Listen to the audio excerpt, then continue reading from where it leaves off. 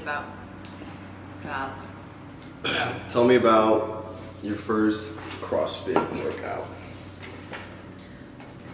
My first CrossFit workout. Or like your first experience with CrossFit. All right. Well, lots of people told me to do it, and I was like, really not into the. I was like, it's stupid to work out in a gym. Why would you go inside to work out? Because I grew up doing endurance sports all outside, cross country running, cross country skiing, swimming.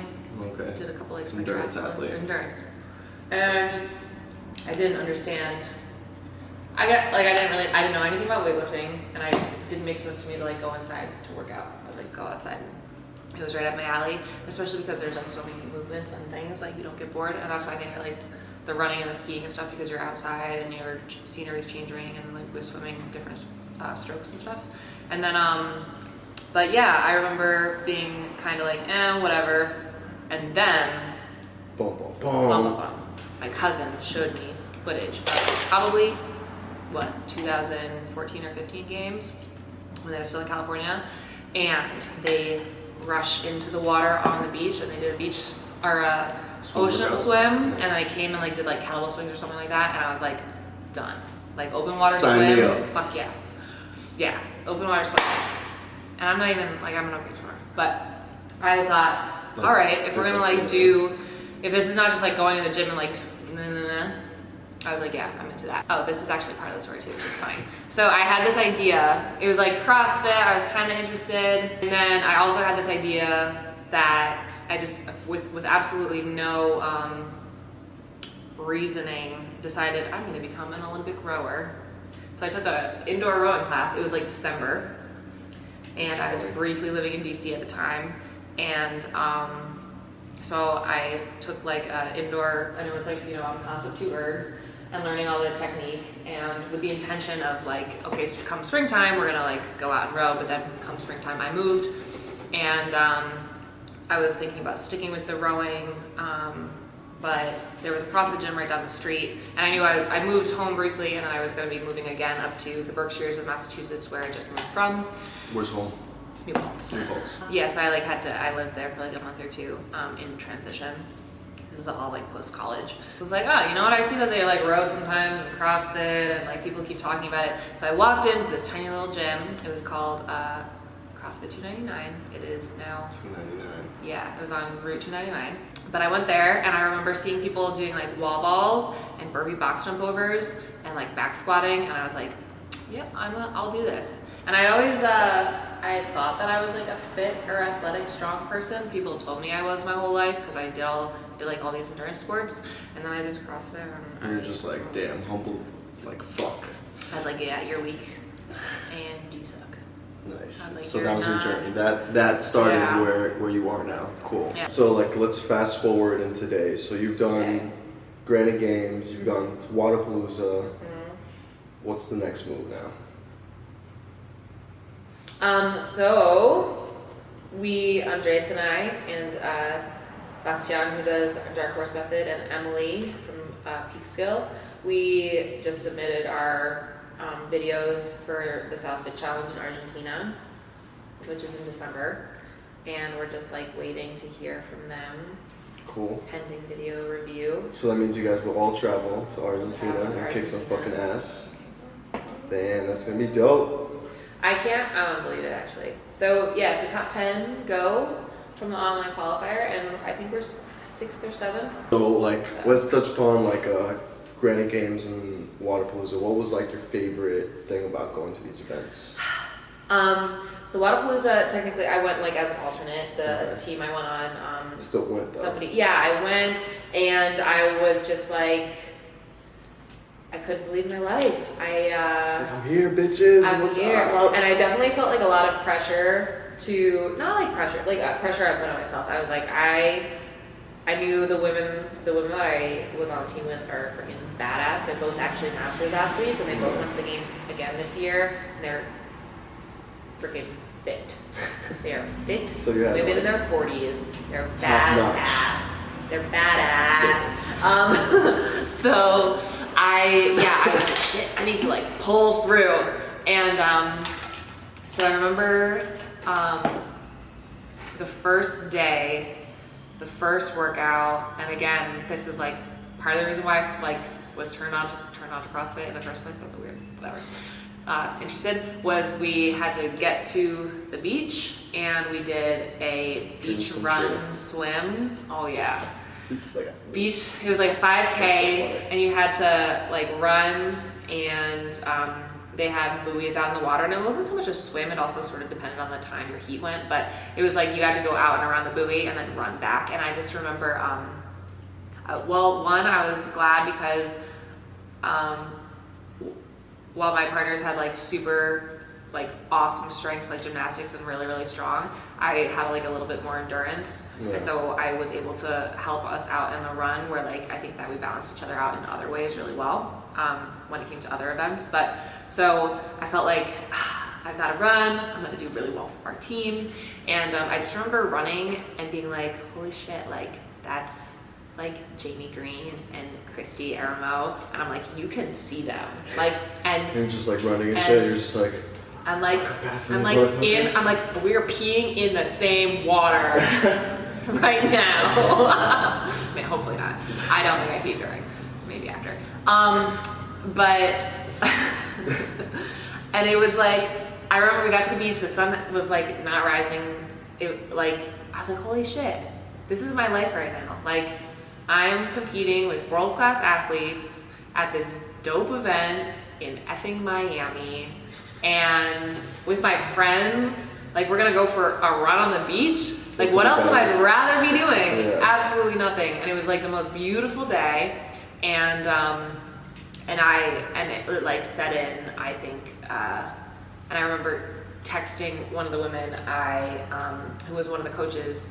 And she's a Masters Games athlete as well, Donna Bruce. And I was like, something about, I was like, wow, like this is happening, and just having a moment where like, okay, I can hang, like, yeah.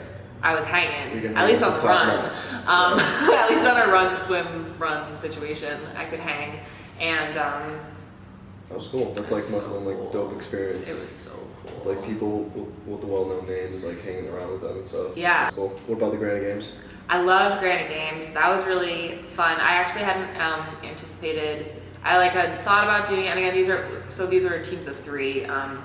The divisions that don't qualify for the games, but still for Wadapalooza and for Granite Games were elite, which was really fun. And with the Granite Games, this one had the worm, right? This one, so Wadapalooza did 2. We only had one event with the worm, which was like a hot mess.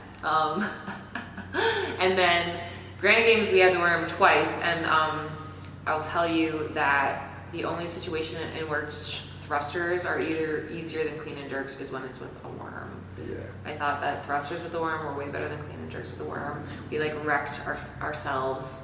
We were assaulted. Scraping. Yeah. Velcro. You learn to like take off all jewelry and all that good stuff. Yeah, it was like a hot mess, and it like wrecked my lower back the first day. Imagine. I was like very concerned. But then we like walked off the floor, and those Theragun people were there. Yeah, he was just like, "What do you need?" Like double fisted. And that was really cool. But yeah, the worm was hilarious. So the Granite Games was really fun because I qualified with 2 girls from Arizona, and who I'd met. I'd like visited a friend out there, and we all threw our names in together. And I wasn't sure if I was going to be able to like swing it financially, and then I also just said, screw it, like I'm gonna make it happen. And then I had a lot of support from the gym that I was working at and training at the time up in the Berkshires, which was like super overwhelming. I had a lot of like reservation over the whole doing like a GoFundMe. Yeah. And I wasn't sure, and I had a few people really suggested to me, like saying like, it's not a big deal, like, people do this, like this is sort of like a passion project, and people want to see you achieve it and shit. Yeah, like go after this thing. And to me, it just, I really struggled with like asking. Yeah, struggled with asking, and struggled with like, it felt, I guess, selfish to me. Yeah. And what really came out of that was that I found that it wasn't selfish. I'm gonna like cry because I remember like I started I like finally I did it with a lot of encouragement from people at that the are box that you were that are like so good to me. People That's awesome. I'm like beyond blessed with like really amazing people in my life. But yeah, I remember like I called my parents and I was like bawling out my eyes like every single day because it was just I was like overwhelmed. Really yeah.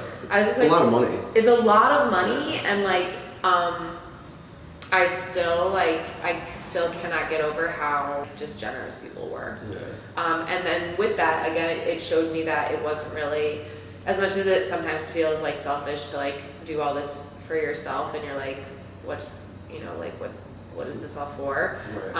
And then it like it connects you to like your why and realizing like that it really does impact other people. It does, yeah. Big time, like much more than I really ever thought. And I just loved because sometimes you get that feedback from the gym of like other athletes coming in and seeing you train or whatever, and that's amazing. It's like super gratifying that it really does have an impact on like either their mindset or just like their level of effort in and outside of the gym. Yeah. So I was like blown away by that, and Granny Games was just so cool. I just like 3 days of just like, what else would you rather be doing? Yeah. Like what else would you rather be doing? Little people. Yeah. That's awesome. That's Yeah. cool. So like where do you see yourself next now? Like after Argentina, say you go to Argentina, like is your overall goal is to be in the games? Yeah. Yeah. Would you be like on a team or just like individual? So this is something like we talk about this a little bit. Andres and I are like putting forth the vision like that we are going to podium at SouthFit. We're gonna fucking try fucking hard, And I do have to double check. I think if you win, you go to the games. Okay. I'm not sure if it's top 3. I'm trying to look at one thing at a time, if that makes sense. Obviously, like you train. Yeah, of course you don't for the overwhelm big your thing, training and but like, then mindset and stuff. Yeah, and like so right now, like he's obviously away this weekend, and I was like, we don't need to like focus on this weekend, and then you get back, we focus on hearing back from SouthFit, and once we hear back, then it's like next step. Okay, we made it. Okay, you go there, and rather than, there's always like the big picture in mind, but I think that like taking the steps gradually to get there is important, so that you're not just like, oh my god, I'm never gonna get there. Yeah. So like little by little. And so yes, I think that like we are putting forth compounding to get there, and I think that like for me, this is a conversation we did a team workout, just Andres and I, the other day, and I always like thought this about myself, but I think it's starting to show up a little bit more that if I were to go individually, I need a lot of work on myself. Not like as an athlete, but really from a mental point. Because for lots of reasons, but when I'm on a team, like I don't feel pain. I don't feel tired. I don't feel like there's nothing going. Like I don't know. There's something different. There's no like mind fog. Yeah, I have like pretty straight television. Like let's fucking go. I think it's like experience, like. Yeah, probably. Less experience in being individual. Yeah. You're just, like, so used to being on teams and stuff. Yeah, for sure. Because I think like I really haven't had the opportunity to do any like local competition. Usually local competitions are like teams, doubles or 4, and so usually I'm working with at least one other person. And I think it's always fun for me when it's a team too. Like it's like more of an external motivational. I guess. It's like I don't believe in external motivators though. Like I believe in intrinsic motivation, but I probably do have the whole thing about like I don't want to let my partner down. Yeah, and that's like, definitely like show that extrinsic. Yeah, but I think that also has to do with probably being like a people pleaser or another shit. Okay, yeah. Maybe, I don't know.